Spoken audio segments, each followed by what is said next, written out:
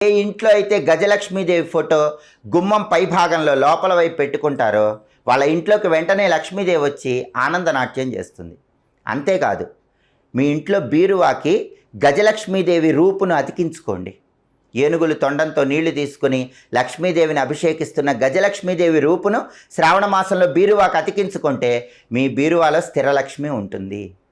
డబ్బు ఖర్చు కాదు, ఆదాయ మార్గాలు పెరుగుతాయి. అలాగే లక్ష్మీదేవి ఒక్కొక్క మన్వంతరంలో ఒక్కొక్క రకంగా ఆవిర్భవించిందని పద్మపురాణంలో చెప్పారు. స్వారోచిష అనే మన్వంతరంలో లక్ష్మీదేవి అగ్ని నుంచి పుట్టింది. అగ్ని నుంచి లక్ష్మీదేవి పుట్టింది కాబట్టి లక్ష్మీ కటాక్షం కలగాలంటే శ్రావణ మాసంలో ప్రతిరోజు ఆగ్నేయ దీపం పెట్టండి. మీ ఇంట్లో హాల్లో కానీ ఏ గదిలో అయినా సరే ఆగ్నేయం మూల ఒక దీపం వెలిగేలాగా శ్రావణ మాసంలో చూసుకోండి. కనీసం 1 గంట సేపు